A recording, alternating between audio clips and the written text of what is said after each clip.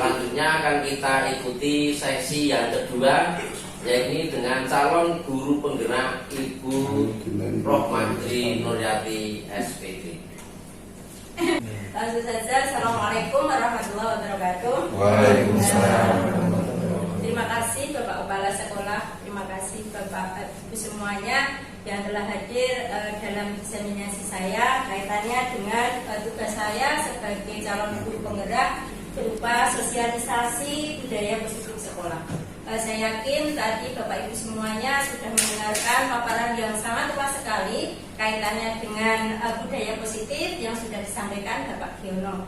Nah, mungkin di sini nanti saya cuma akan menyampaikan poin-poin kaitannya dengan budaya positif yang menurut pemahaman saya di modul 1.3 yaitu tentang budaya positif. Langsung saja saya akan menyampaikan paparan saya kaitannya dengan sosialisasi budaya positif di sekolah. Nah, kemudian yang pertama di sini apa arti budaya positif itu? Nah, budaya positif ini adalah merupakan perwujudan dari nilai-nilai atau keyakinan universal yang diterapkan di sekolah. Budaya positif diawali dengan perubahan paradigma tentang teori kontrol. Selama ini barangkali kita sebagai guru merasa berkewajiban mengontrol perilaku yang dilakukan siswa agar memiliki perilaku yang sesuai atau yang diharapkan. Nah, itu budaya positif. Jadi sebetulnya di sekolah kita sudah menerapkan budaya positif, tetapi di sini mungkin ada beberapa hal yang belum sesuai atau yang ingin ditingkatkan dari sekolah penggerak itu. Nah, mungkin itu kaitan arti dari budaya positif. Kemudian lanjutnya yang saya sampaikan di sini budaya positif di sekolah. Nah, budaya positif di sekolah itu apa? Budaya positif di sekolah tidaklah berdiri sendiri dalam menciptakan budaya ajar yang baik, melainkan satu sama lain saling terintegrasi dan mempengaruhi. Jadi namanya budaya itu adalah kebiasaan yang sudah kita lakukan setiap hari dan itu tidak ada paksaan ataupun tidak ada tekanan dari manapun. Nah, itu yang dinamakan budaya. Nah, kemudian yang dinamakan budaya positif di sekolah berarti otomatis adalah bagaimana kita melakukan sesuatu. Nah, itu sudah atas kesadaran sendiri tanpa paksaan dari orang lain. Nah, itu kemudian yang selanjutnya di sini adalah nilai-nilai yang merupakan bagian dari budaya sekolah yang tidak dapat dilihat secara langsung tetapi dapat dilaksanakan. Itulah budaya. Nah, itu tidak bisa terlihat secara langsung karena sudah menjadi kebiasaan. Nah, itulah yang namanya budaya. Kemudian di sini budaya positif yang dikembangkan di sekolah, yang pertama artinya bagaimana kita mengimplementasikan dari budaya positif di sekolah itu. Yang pertama adalah kita harus melakukan perubahan paradigma stimulus respon. Nah, apa artinya di situ? Nanti kita harus merubah paradigma atau kebiasaan-kebiasaan yang sudah kita lakukan. Yang kedua di sini adalah kita harus tahu konsep disiplin positif. Kemudian yang ketiga kita tadi membentuk keyakinan kelas. Setelah membentuk keyakinan kelas, kemudian kita juga harus tahu tentang pemenuhan 5 kebutuhan dasar manusia. Kemudian yang kelima bagaimana posisi kontrol. Nah, mungkin tadi Pak Giono sudah menjelaskan dan sekali tentang posisi kontrol. Apakah dia sebagai penghukum, apakah dia nanti sebagai pemantau, ataukah dia sebagai manajer. Nah, itu adalah posisi kontrol. Kemudian yang terakhir adalah segitiga restitusi. Nah, segitiga restitusi tadi sudah dicontohkan oleh Pak Giono tentang bagaimana kita melakukan segitiga restitusi, dan itu bagi calon guru penggerak kita sudah melakukan itu kepada siswa, dan sedikit demi sedikit kami juga sudah melakukan dalam pelaksanaan pembelajaran.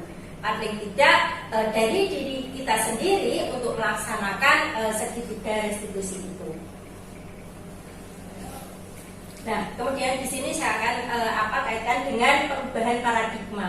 Apa yang dimaksud dengan perubahan paradigma di situ? Perubahan paradigma artinya adalah landasan berpikir atau konsep dasar tentang sesuatu yang diyakini.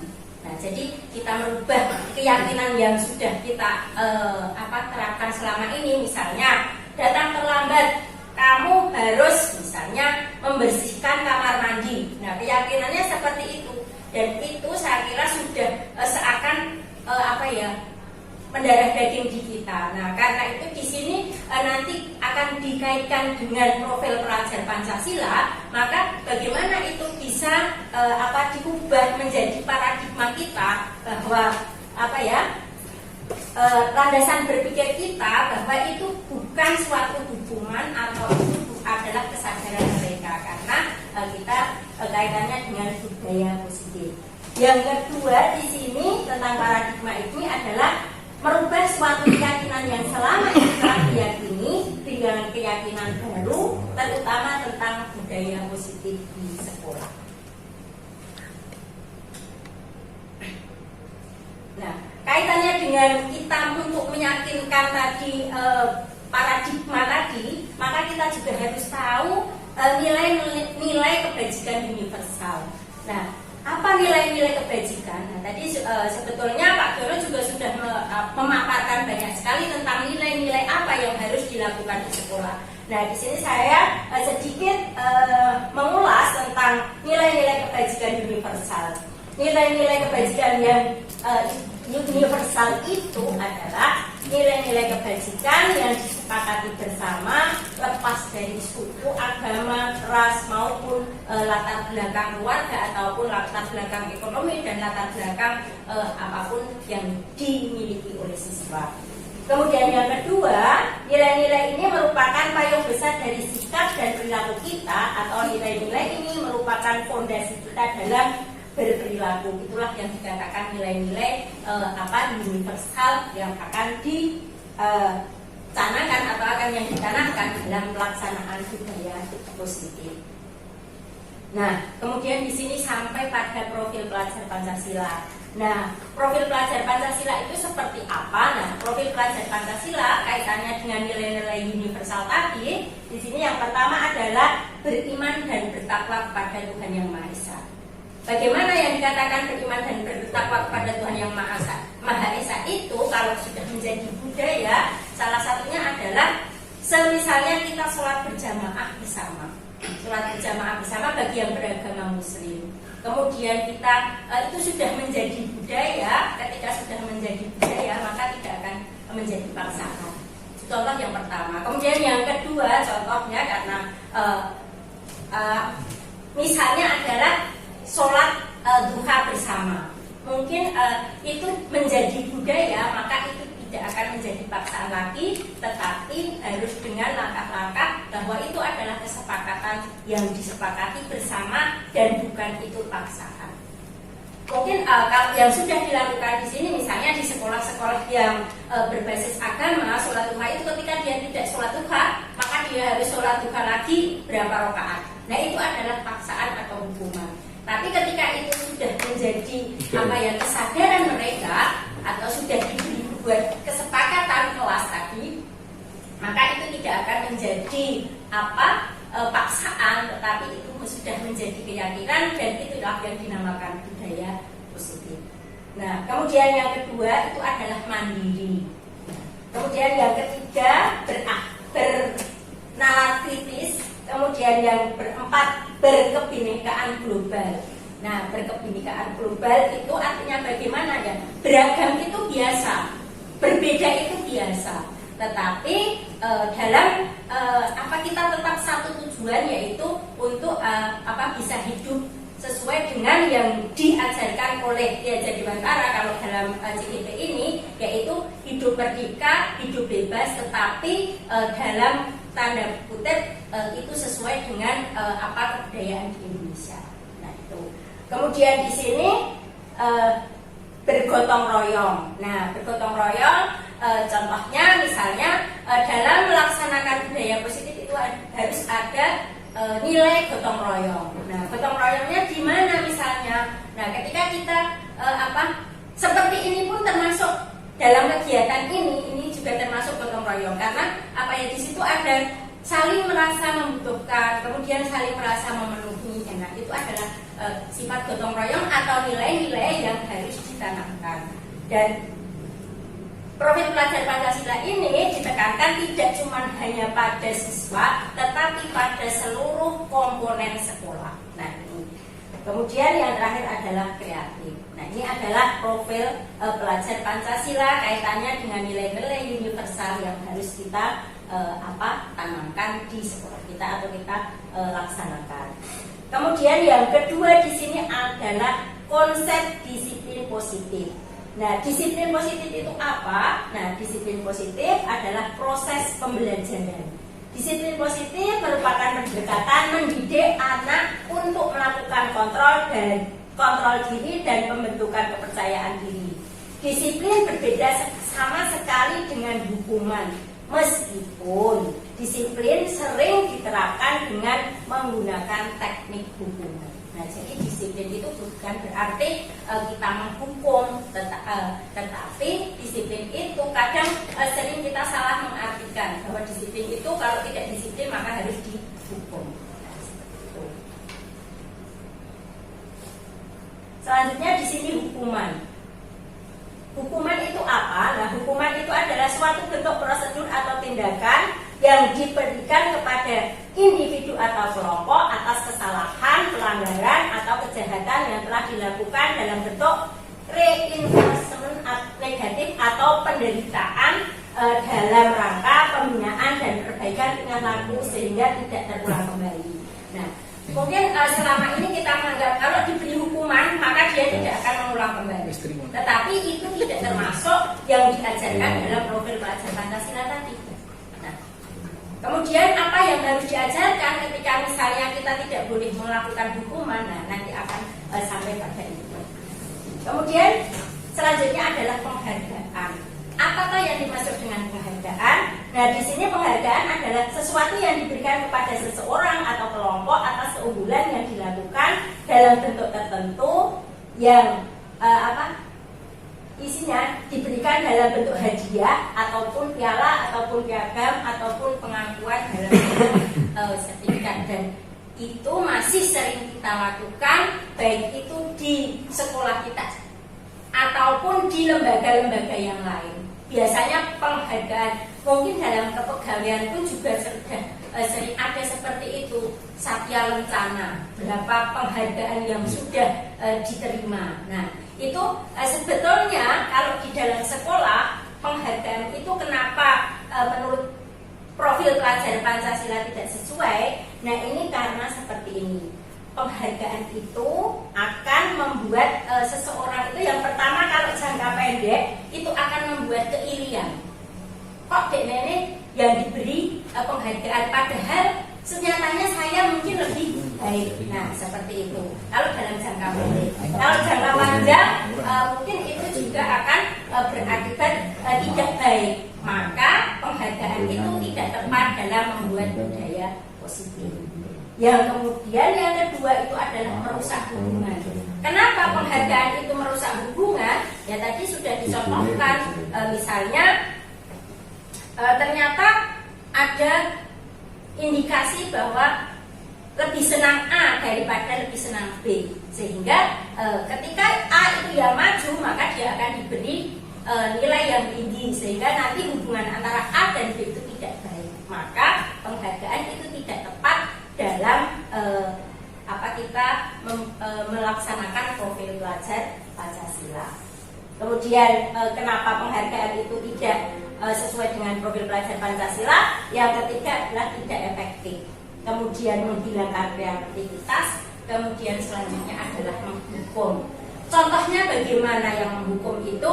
Misalnya ranking piroto kae. Nah, dalam pembelajaran kan biasanya ada ranking 1 sampai 3 itu diberi hadiah.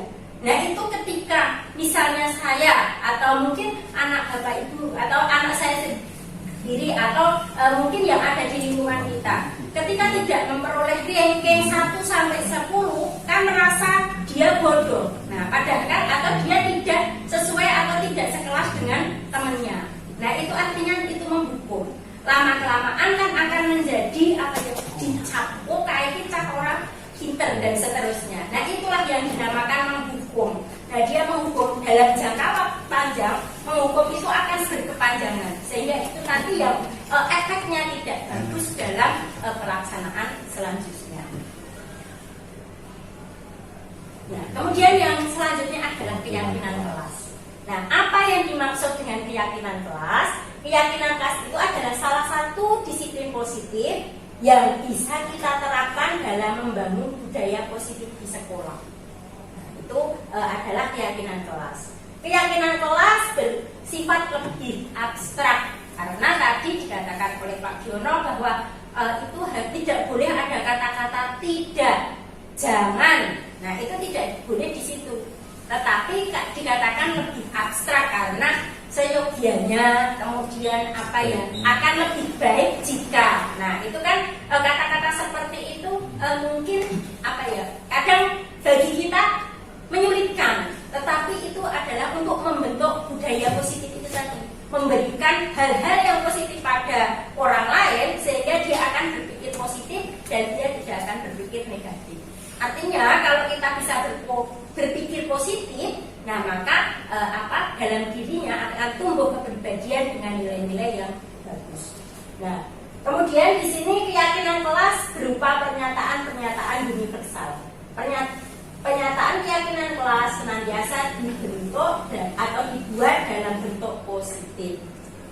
Nah, itu. Kemudian langkah-langkah yang harus dilakukan dalam melaksanakan keyakinan kelas itu apa? Di sini ada beberapa langkah dalam mewujudkan keyakinan kelas tersebut. Yang pertama adalah orientasi. Apa yang dimaksud dengan orientasi? Yang dimaksud dengan orientasi di sini adalah mengenalkan kepada siswa. Saya yakin selama ini kan adanya aturan, kemudian dia melanggar, kemudian dia dihukum. Nah itu adalah seperti itu. Karena sudah terpola seperti itu dengan berapa tahun lamanya, maka itu akan dirubah, menjadi budaya positif tadi. Nah perubahannya adalah dengan yang pertama orientasi. Orientasi itu apa? Orientasi itu adalah memperkenalkan kepada anak bahwa apa yang harus dilakukan, kemudian bagaimana dia melakukan. Nah itu yang dikatakan dengan orientasi.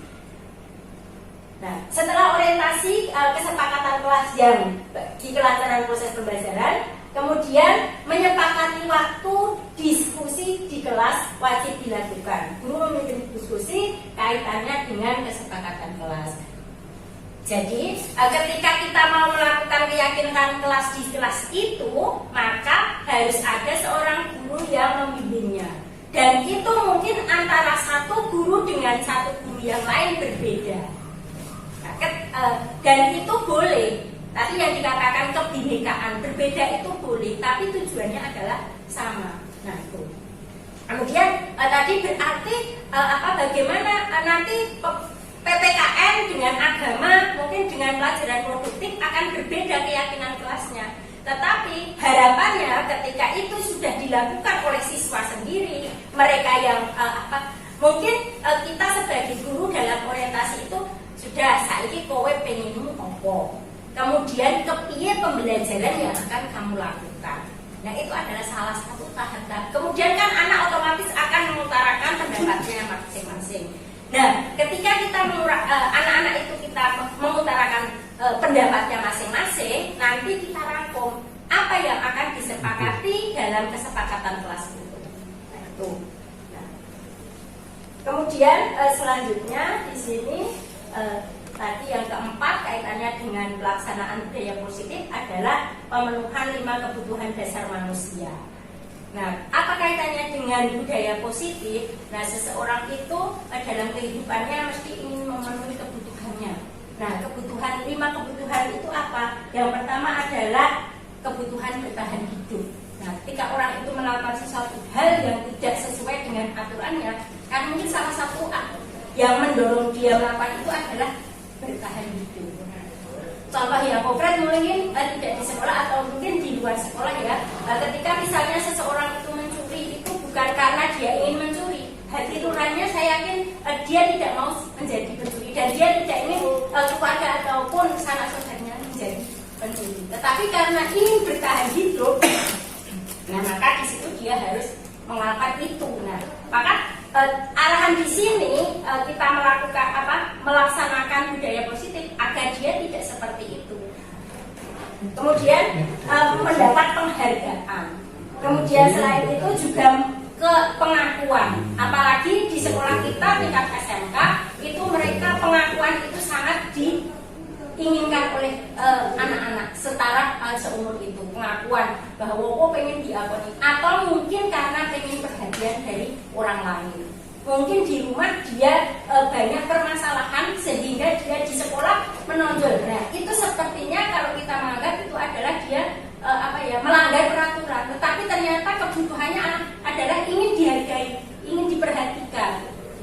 Nah, itu adalah kebutuhan dasar manusia. Itu 5 tentang kebutuhan dasar manusia. Kemudian yang kelima adalah 5 posisi kontrol. Tadi sudah dijelaskan juga oleh Pak Siono. 5 posisi kontrol itu, yang pertama adalah penghukum, yang kedua adalah pembuat rasa bersalah, yang ketiga teman, yang keempat pemantau, dan yang kelima adalah manajer. Nah, penghukum itu bagaimana seorang penghukum bisa menggunakan hukuman fisik berupa verbal. Orang-orang yang menjalankan posisi penghukum senantiasa mengarahkan bahwa seorang sekolah memerlukan sistem atau alat yang dapat lebih menekan murid-murid lebih dalam lagi. Contoh kata-kata penghukum di sini, patuhi aturan saya atau awas. Nah, itu termasuk kata-kata penghukum. Yang kedua, kamu selalu salah terus. Nah, itu termasuk di situ kata-kata penghukum. Kemudian selalu pasti, selalu yang terakhir dan selesai. Nah, itu selalu, ini terus baik ini. Kamu itu selalu. Nah, itu sudah termasuk dalam kategori penghukum. Kemudian yang kedua itu adalah posisi pembuat rasa bersalah. Pada posisi ini biasanya guru akan bersuara lebih lembut. Pembuatan rasa bersalah akan menggunakan keheningan yang membuat orang lain merasa tidak nyaman, bersalah atau rendah diri. Nah, ini karena kalau bahasa Jawa sering dikatakan melulu.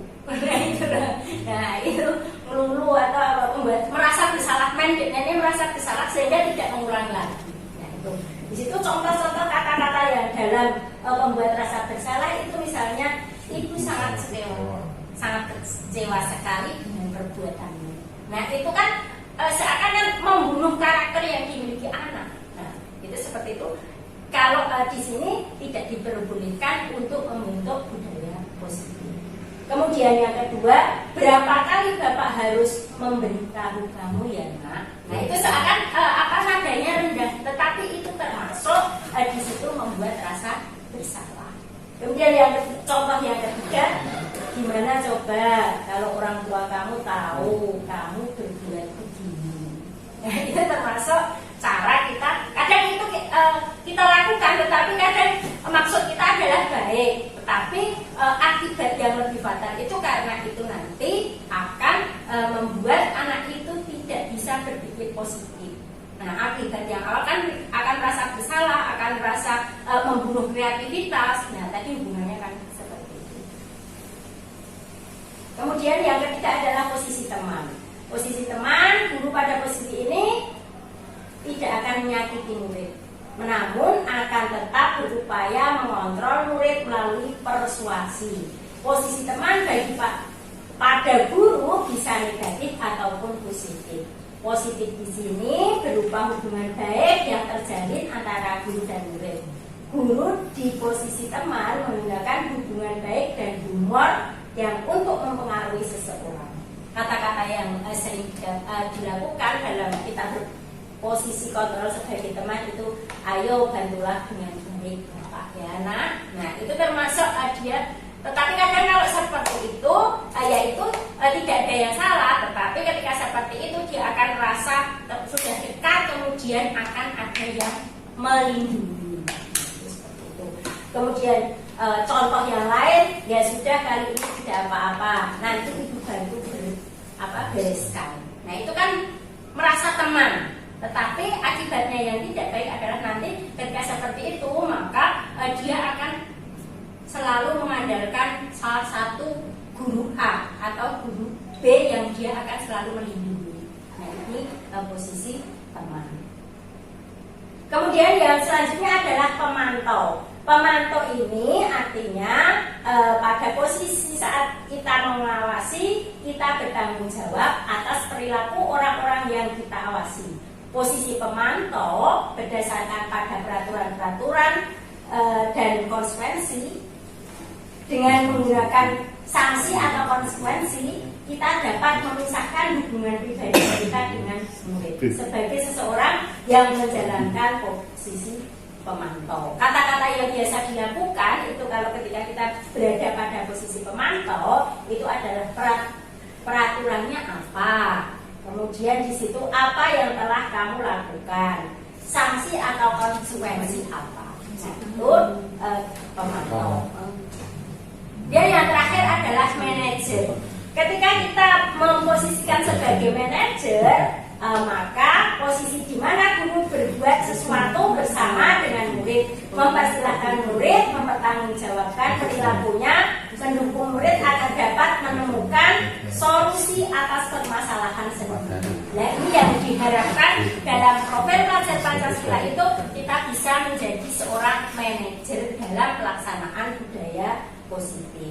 Nah, kemudian kata-kata yang sering bisa dilakukan dalam kita berposisi sebagai manajer itu adalah apa yang kita yakini kembali dalam keyakinan kelas yang sudah kita buat tadi. Kemudian jika kamu meyakininya, apa kamu bersedia memperbaikinya? Nah, itu tadi kan itu diharapkan menumbuhkan dari diri pribadinya masing-masing, bukan dari orang lain. Kemudian yang terakhir adalah segitiga restitusi.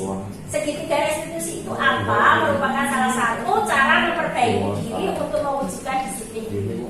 Nah, tadi misalnya sudah ada keyakinan kelas.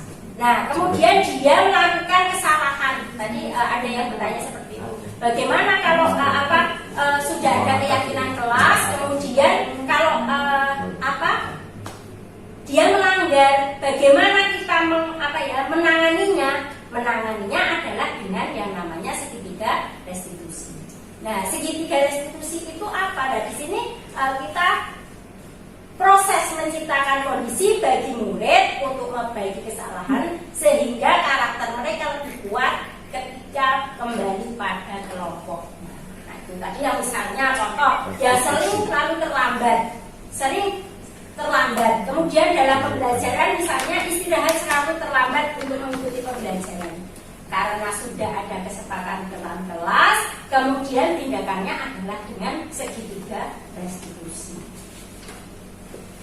Nah, gambaran segitiga restitusi adalah seperti ini. Kemudian langkah-langkahnya adalah yang pertama adalah menstabilitaskan identitas.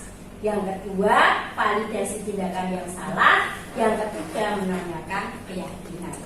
Itu tadi, misalnya tadi implementasinya atau prakteknya dalam sekolah itu bagaimana? Nah, itu tadi misalnya dalam pembelajaran di kelas kita sudah membuat kesepakatan ada salah satu atau dua orang yang melanggar, maka mengatasinya adalah dengan segitiga restitusi. Menstabilkan identitas itu artinya kita di situ bagaimana kita mengubah identitas anak itu atau menanyakan sesuai dengan kesepakatan yang sudah kita lakukan. Nah, berbuat salah itu tidak apa-apa, tetapi kalian sudah tahu kalau kita sudah membuat kesepakatan kelas. Nah, itu kemudian tidak ada manusia yang sempurna. Saya juga pernah melakukan hal itu.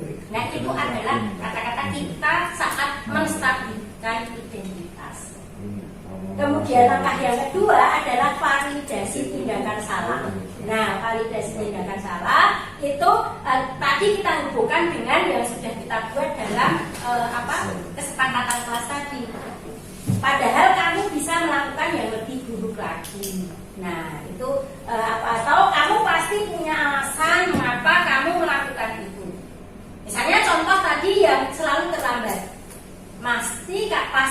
kamu punya alasan kenapa kamu terlambat. Nah, itu salah satu kata-kata ketika kita validasi tindakan. Kemudian yang terakhir adalah menanyakan keyakinan. Menanyakan keyakinan itu adalah apa yang kita percaya dalam kelas, dalam kesepakatan itu. Nah, itu yang kita untuk mengembalikan anak agar dia bisa berbudaya terus. Nah, mungkin ini yang bisa saya sampaikan, dan mungkin banyak hal sekali yang yang itu ilmu baru bagi saya, dan itu kalau ingin diterapkan di sebuah sekolah harus ada dukungan dari semua elemen sekolah.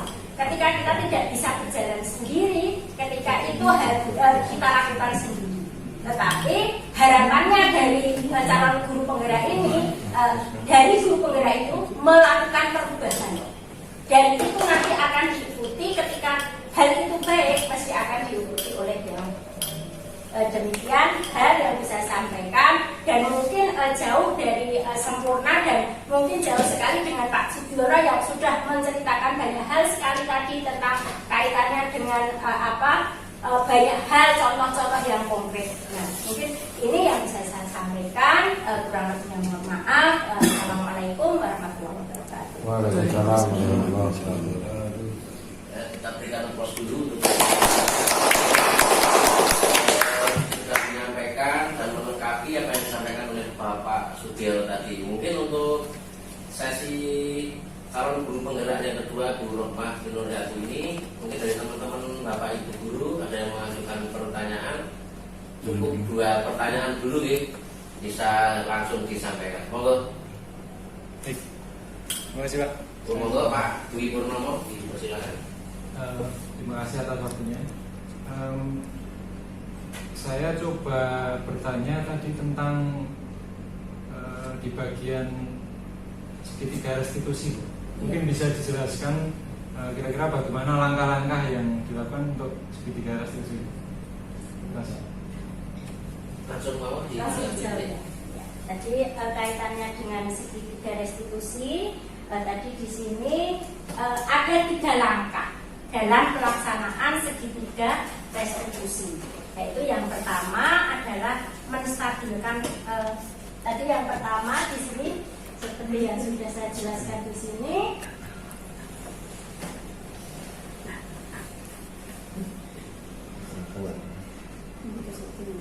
Nah, ini 3 langkah dalam segitiga restitusi. Yang pertama adalah menstabilkan identitas.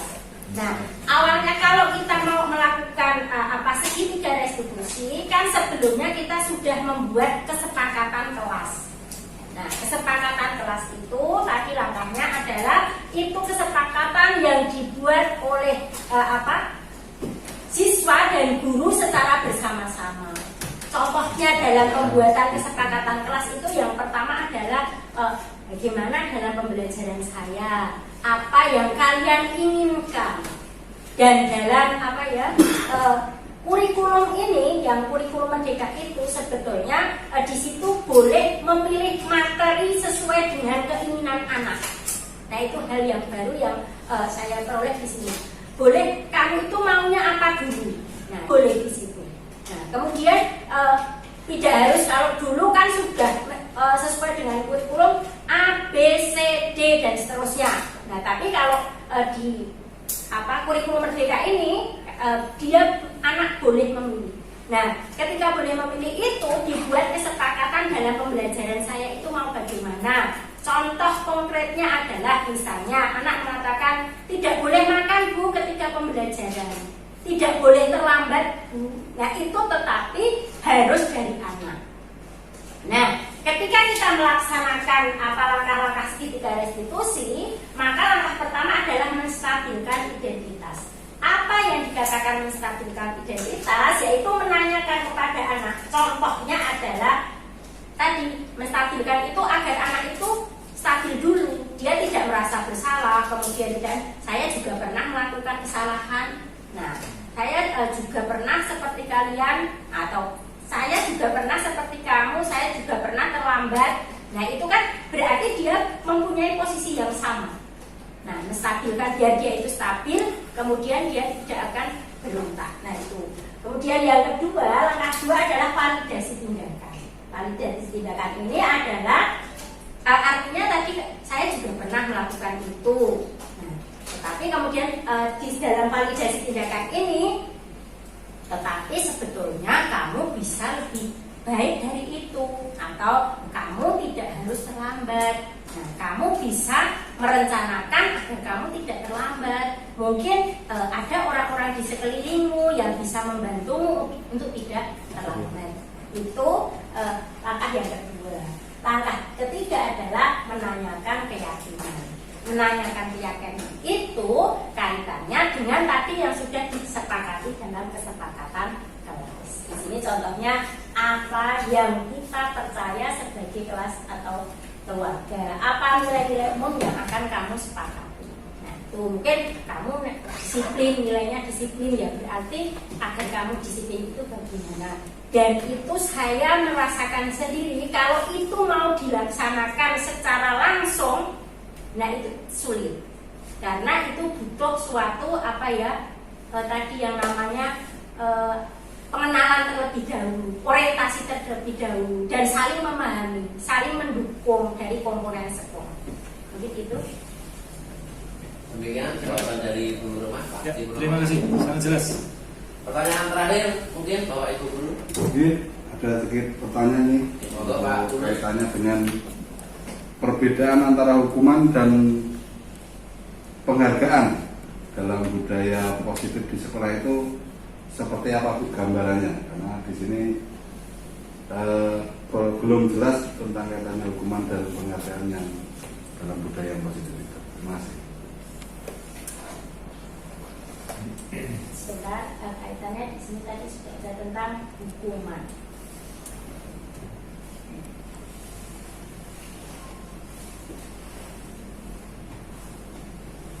Nah, di sini tadi sudah dikatakan bahwa hukuman itu adalah sesuatu yang kita berikan pada seseorang karena dia melakukan kesalahan. Nah, itu adalah hukuman. Jadi contohnya tadi dikatakan misalnya dia salah, maka kamu telat meneh, kowe kudu push up. Nah, kowe kudu push up itu yang dikatakan di situ adalah hukuman. Kamu harus melakukan ini.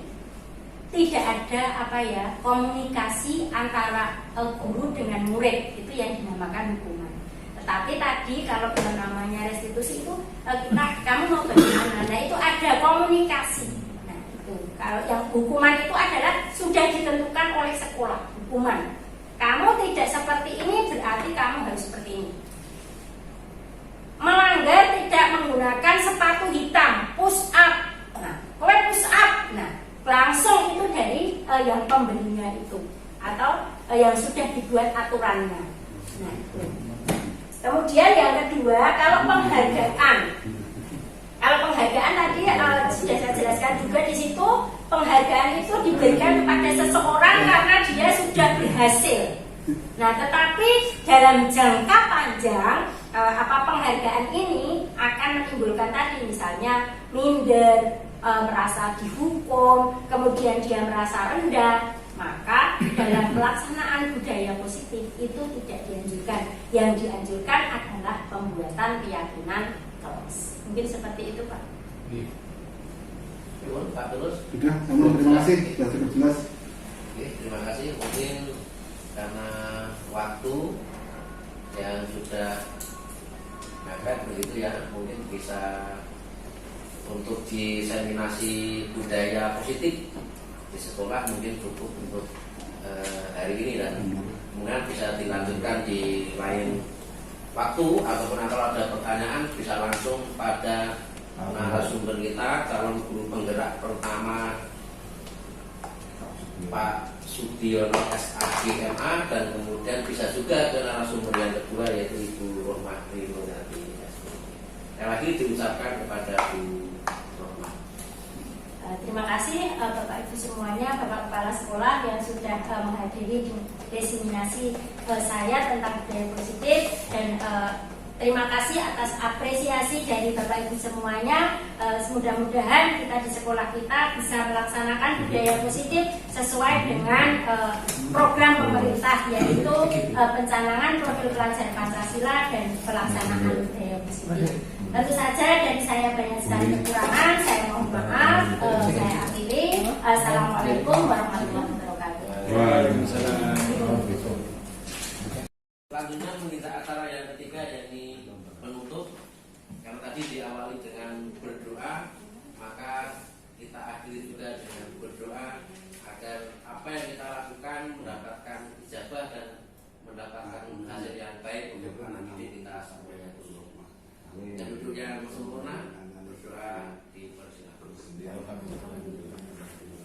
Doa cukup, saya membawa acara. Kita mohon maaf apabila banyak salah kata dan kita akhiri. Assalamualaikum warahmatullahi wabarakatuh.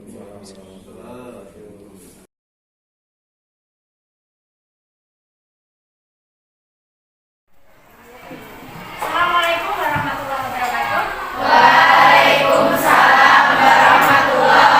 wabarakatuh. Selamat siang semuanya. Siang. Bagaimana kabarnya ini? Sebelum memulai pembelajaran, mari kita awali dulu dengan berdoa. Silakan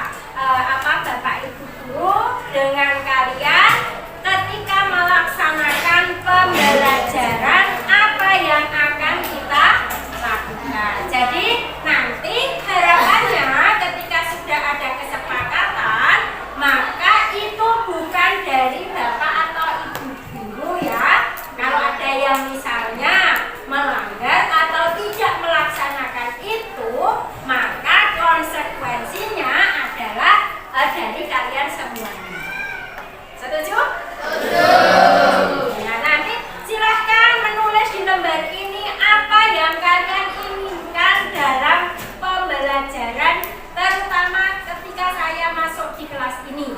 Dan itu boleh atau bisa diberlakukan karena namanya kesepakatan kelas.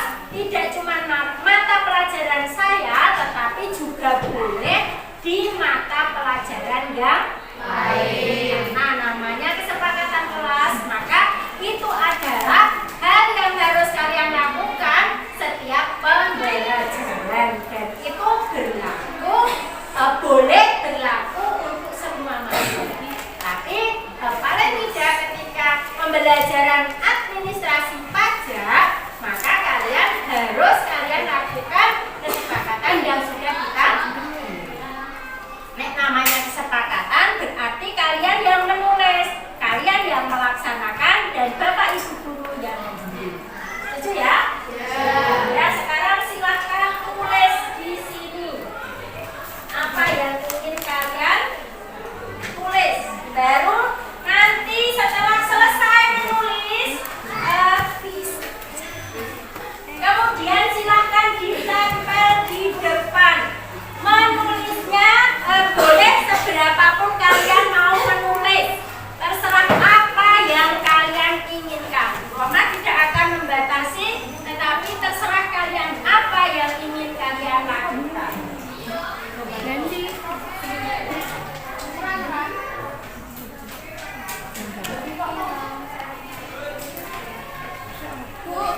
Ya.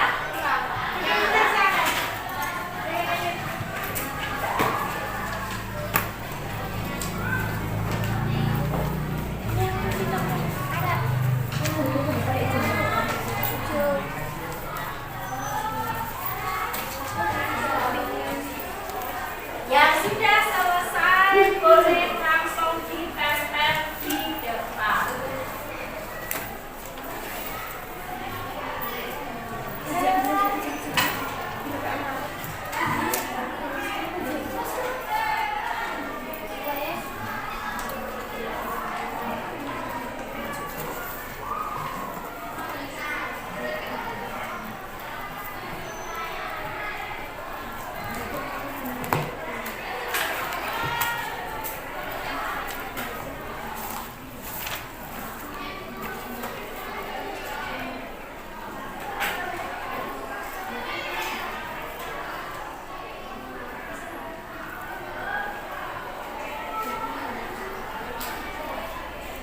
Yang sudah selesai boleh langsung ditempel di depan.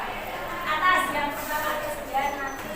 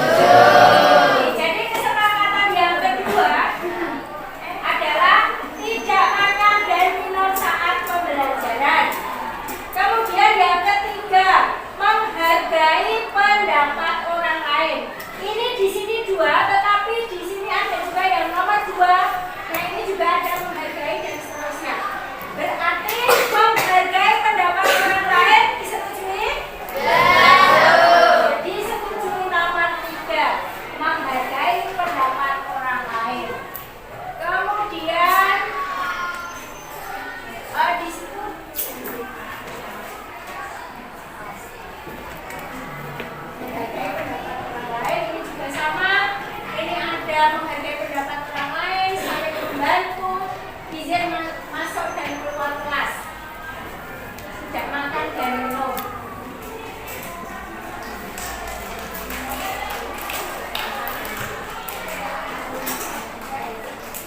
Kemudian yang nomor 3, menghargai pendapat orang lain sudah ya. Yang sekarang yang keempat, tidak boleh bermain HP kecuali digunakan dalam pembelajaran. Setuju? Diberi tanda. Kemudian yang selanjutnya, tidak boleh berkata kotor. Setuju?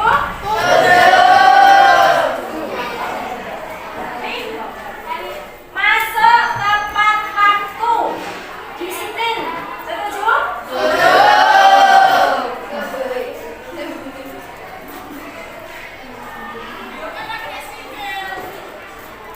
Kemudian yang izin ketika masuk dan keluar kelas. Setuju ya? Ya, setuju. Kemudian masuk tepat waktu sudah, tidak tidur saat pelajaran. Setuju? Berisik ngantukan berarti ditahan. Berarti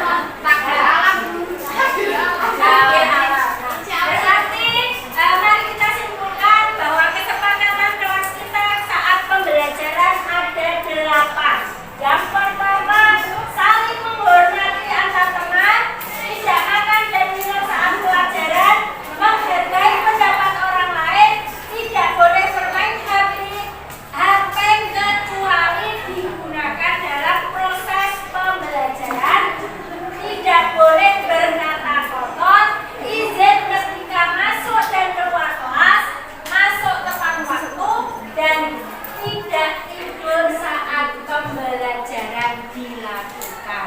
Setuju semuanya ya?